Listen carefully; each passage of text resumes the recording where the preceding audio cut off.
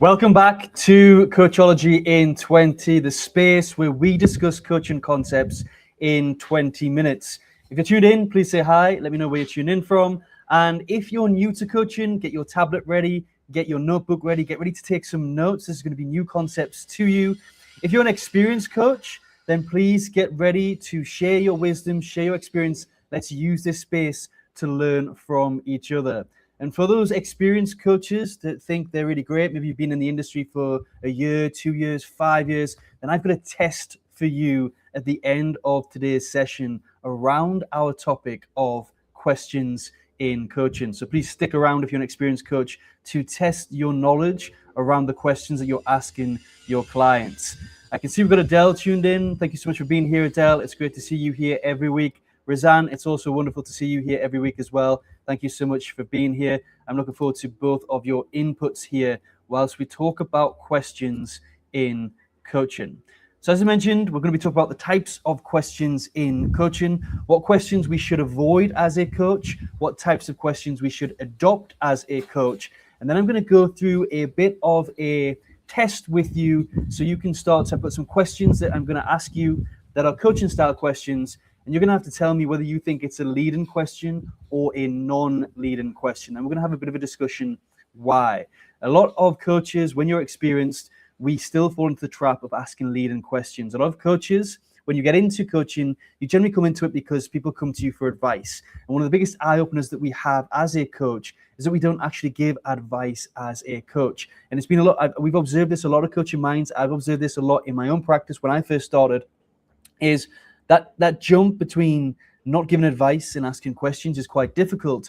Then on that journey, what coaches tend to do is replace that advice with leading questions, which is one of the questions we should avoid as a coach. We're going to talk about this and go deep into this today. But just to get us warmed up, I want to ask you a question. I want you to tell me some powerful questions you like to ask as a coach. But your best questions that you've ever asked as a coach in the comments box. We always see organizations, we see coaches sharing this, the top 10 powerful questions to ask your clients. Here's a list of 20 questions to ask your clients that are powerful. What do you think constitutes a powerful question, and what powerful questions do you ask your clients? I'm not actually going to share any examples with you right now. Rosanna is saying, what else? That is one of the most industry trended ones. What else? And I'm going to talk about that in a second because we always see this. Tell me more, or what else? Go a bit further. If I had £1 for every time I've asked this question, I've been at an event where they're talking about powerful questions and people term and use that what else question, I would be a very rich man.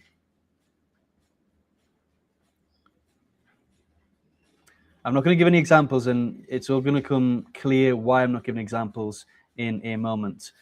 What other powerful questions have we asked? Adele is saying, I'm curious, tell me why that is important to you. It's a really good tool. Why is that important? Quite a powerful question as well. What else? What other powerful questions do we ask as a coach? Now, there's a reason why you're typing in your powerful questions. There's a reason why I'm not giving any examples. And that's because as much as many people tell you there's lots of powerful questions you can ask in coaching, there's no such thing as a powerful question. We could share some of the best coaching questions that have led to aha moments in our coaching practice together here as a list in the chat. But what we're missing here when it comes to powerful questioning, powerful question is a technique. And what we're missing here is the context. So just because one question you ask to one individual, to one client, seemed to open up something that was an aha moment or something powerful for them, doesn't necessarily mean it's going to have the same power in the next context. So what I want you to take away, one of the key things I want you to take away from today is that there's no such thing as a powerful question, but there is the powerful question formula. Powerful question is a technique. And that formula consists of the context, the articulation, which is what we're talking about when we're looking at powerful questions. So the questions that were shared in the chat there is all around the articulation, the words we choose to use to ask the question, plus our tone. our body language would also fall into that as well. So powerful question has a formula. You might have the perfect question, but if you ask that out of context, if you ask it in the wrong tone with the wrong body language, it's no longer going to be a powerful question.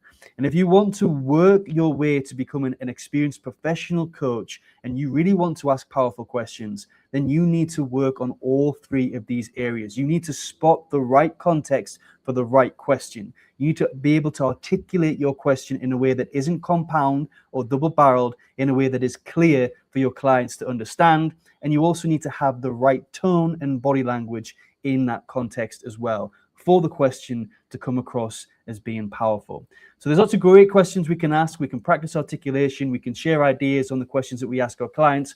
But without the context or the tone, there is a risk that it won't be powerful. So let's start off with looking at the types of questions that we should avoid in coaching. So the first one is closed questions. So as I mentioned, if you're an experienced coach, this should be a bit of a recap. If you're new to coaching, this will be a new learning for you today. But for the experienced coaches, I do have a test towards the end of today. So please do stay tuned for the little test in terms of questions we should avoid and questions we should adopt. So the first one is closed questions. What's a closed question? Nice and simple. It's those questions that we ask that have a yes or no answer. So if we're asking questions like, do you have this? Do you have that? Are you interested in this? Would this be an option? Anything that leads the client to a yes or no answer is what's known as a closed question. So we need to avoid closed questions. One, because if they're closed, they're generally going to be leading questions. Or two, if they're closed questions, it's going to kill the conversation quite quickly. And we're not coaching here. We're taking the conversation to dead ends. So we avoid closed questions as a coach to keep the flow of the conversation going and making sure that we're not leading the agenda with the client. Now, there is a form of closed questions we can adopt, and I'm going to talk about that when we get to the place of questions we can adopt as a coach. I can see we've got Chantel tuned in. Chantel, it's great to see you here. Thank you so much for being here. It's wonderful to see you. So what else should we avoid? What other types of questions should we avoid as a coach? The second type of question that we need to avoid as a coach is what's known as compound questions, or also known as double-barreled questions. And these are multiple questions that we ask in sequence of each other. So for example, I could ask you, what is a powerful question? Tell me some powerful questions that you know, and I could ask a series of questions. Now, the reason we avoid this, again, is two reasons. One, asking multiple questions is going to confuse the client. Which questions should they ask? If you ask a second question, they're going to forget the first question that you ask. And the second reason we need to avoid it is because it shows at times a lack of confidence as a coach. Coaches that fall into the habit of asking compound questions generally come from a place of not having confidence in the way that they've articulated their first question. So how do you work to build that confidence and build that belief so the first question that you ask is articulated well and you leave it there for the client to respond to? So we avoid compound questions as a coach. Very, very important. The most important type of question that we should avoid as a coach is leading questions. These are questions in which we're asserting our own values, our own assumptions. Really bad leading questions will have an element of judgment in there as well. So it's any questions that we're asking that's steering the client into our agenda or sometimes into what we think or believe might be the right answer. And the risk of asking leading questions is it breaks rapport. If you're trying to lead the client down a certain line of question, which you think, maybe you think it's your intuition ticking in, maybe you think you've seen this similar scenario with a previous client, so you're asking the questions to get them to a certain point. And if you're incorrect, this is going to severely break the rapport with the client. The other reason being is it's not coaching. Leading questions are on that borderline, that gray area of giving advice. Remember, in our ethical codes, we have a duty to let the client lead the session. The whole agenda needs to be led by the client. The moment leading questions come in, that agenda stays away from the client's agenda into our agenda as a coach. So we must avoid leading questions as a coach.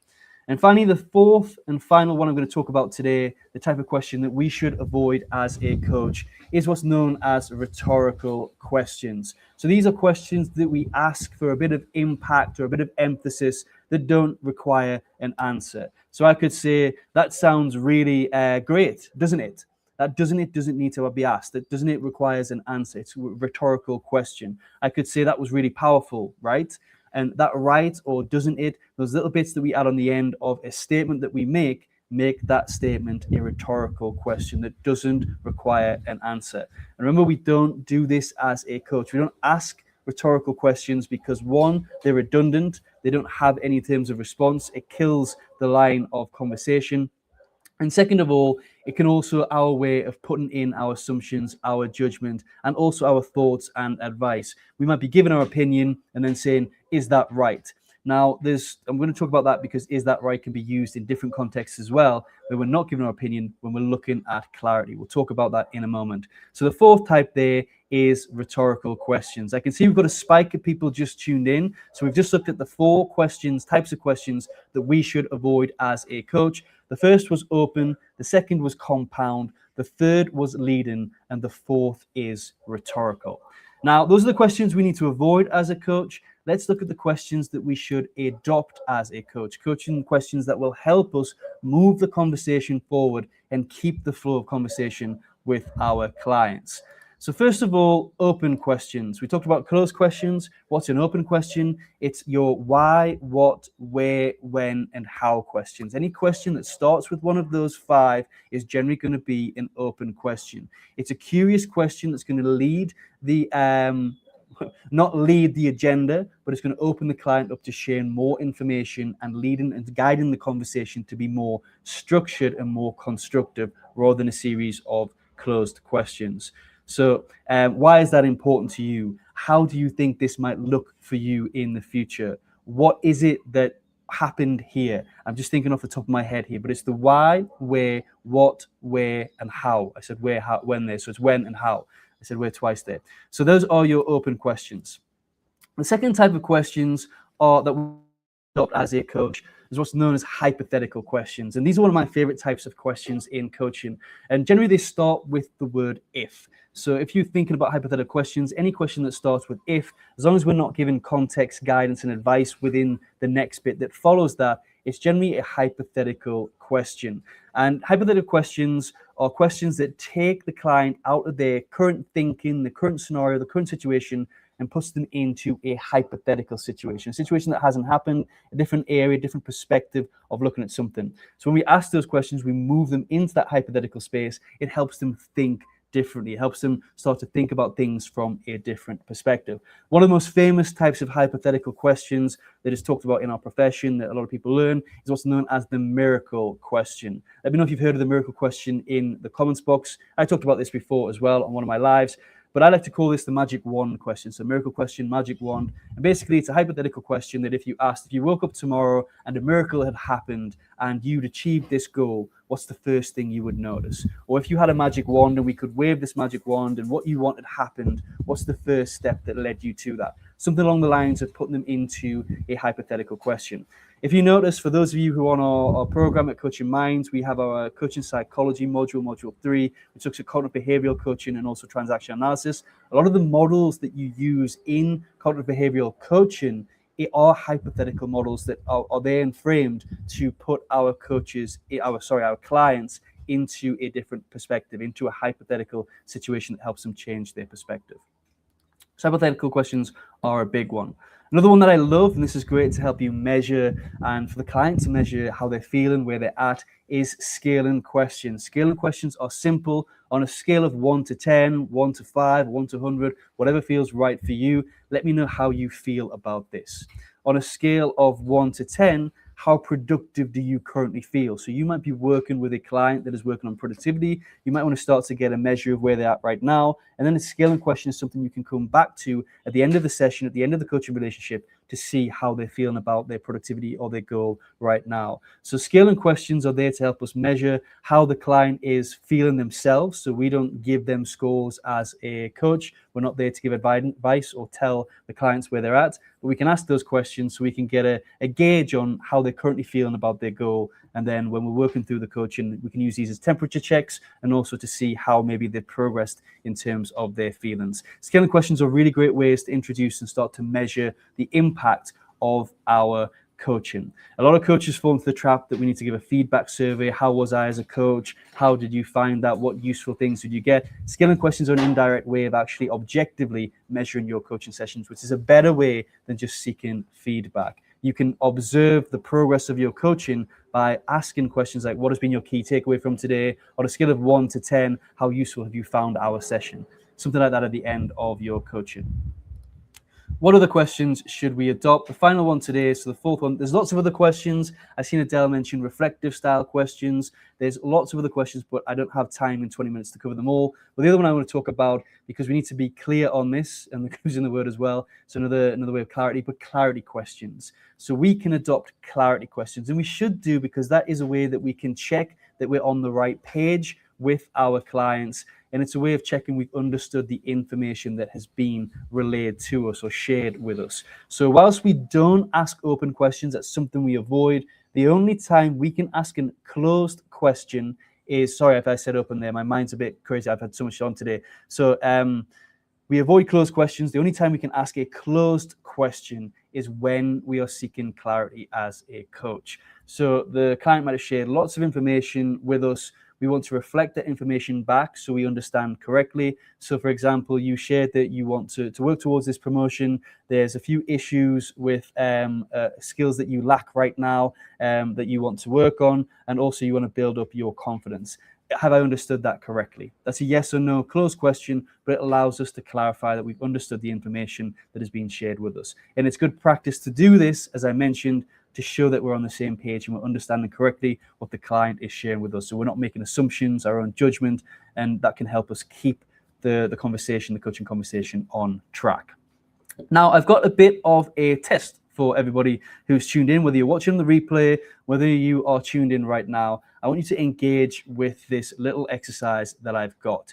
So a lot of coaches get confused. They can work on their compound questions. They can overcome their double barrel questions, which is also compound questions, with a bit of confidence and gaining confidence on their articulation.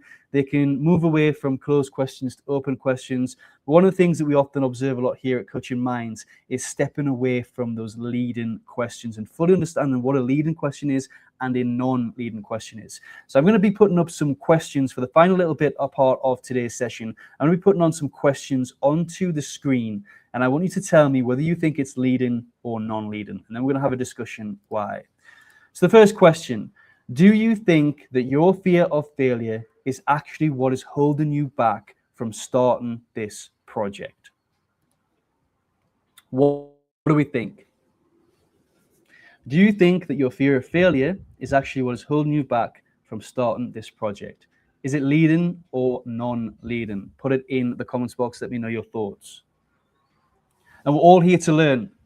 So if you get it incorrect, it's not a test. We're all here to learn and grow. So Razan is saying leading. Chantel's saying that it is leading as well. So we've got two people that are saying it's leading.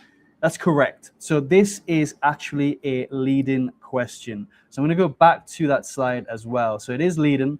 And the reason why is any question that involves do you think, do you feel, or do you is the entrance to a leading question. Also, as a coach, any sentence, anything that you're doing in terms of your feedback, if you start with I think or I feel, you're bringing your assumptions, you're entering into opinion and judgment mode. So avoid do you think, do you feel at the start of your questions. Do you think, do you feel is actually the start to a leading question. There's also a couple other assumptions in that question as well, but everybody is correct, it is leading. Next question. Imagine it is 6 months from now and you are thriving in this new role. What is the first thing you notice? Is this a leading question or a non-leading question? I can see Adele saying leading, but that was from the previous one. There's a bit of lag on the comments, so I'm just going to give it here. Razan is saying non-leading. Non-leading. Okay, brilliant. Okay, now second up question. So you're correct. It is non-leading. Now my next question is, what type of question is it? For a bonus point on the exercise. So it's non-leading, but what type of question did we just ask there? Chantel saying non-leading, so everybody's getting it correct. That's brilliant. Good stuff. What type of question is it? So there's a bit of lag on the comments. So I'm going to tell you it is hypothetical. I can see Adele's just put that there. It is a hypothetical question because we are putting the client in a scenario 6 months from now. Ask them to imagine that 6 months from now, which is a hypothetical situation. And we're telling them that they're thriving in this new role, and we're asking what is the first thing they notice. So it's a hypothetical question. So brilliant stuff there. Next question. If you look back on this week with total honesty, where did you let your own procrastination get the better of you? Is this leading or non-leading? If you look back on this week with total honesty, where did you let your own procrastination get the better of you? Chantel is saying leading. Leading or non-leading? Adele is saying leading, and Razan is saying non-leading. So the correct answer here is it's actually a leading question. You are putting the assumptions of procrastination. So you're bringing procrastination into there. Where did you let your own procrastination get the better of you? Now, the reason why it's leading is because we don't have any context. Where this might not be leading is where the client has actually used the words procrastination and the client is talking about their procrastination and we're reflecting it back to them. But putting in your, where did you let your own procrastination get the better of you? The assumption there is on procrastination. You pulled that from the context, from what is shared. And if the client hasn't called it procrastination or hasn't used the word procrastination, then it's a leading question. You're leading the conversation into them thinking about their procrastination, which is an assumption. So the correct answer there is leading. Next question. What feels most alive to you right now about this opportunity? Leading or non-leading? What feels most alive to you right now about this opportunity?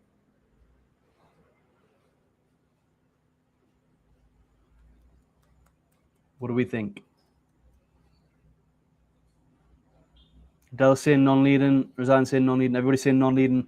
Brilliant. Correct. It is non-leading. So what feels most alive to you right now about this opportunity? It's a reflective question. We're asking to sit back and reflect on the situation and what emotions, what feels alive, bring a bit of emotion in there as well to get them to think about this opportunity in a different light. So it is non-leading. And finally, the last question of today, then we're going to bring the session to a close.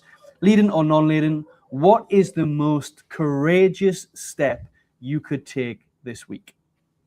Leading or non-leading?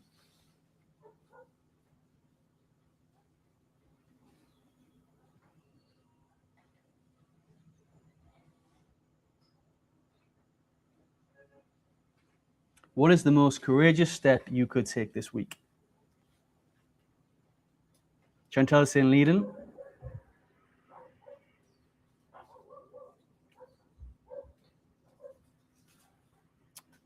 Anyone think it's non-leading?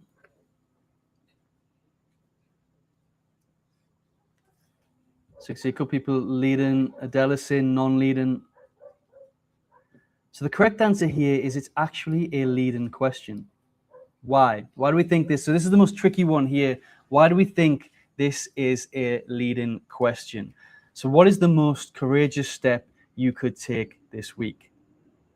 Now I'm going to give you a clue. If I was to ask this and say, what is the biggest step you could take this week? Or what is one small step you could take this week? That wouldn't be a leading question. Why do we think this is a leading question based on that clue?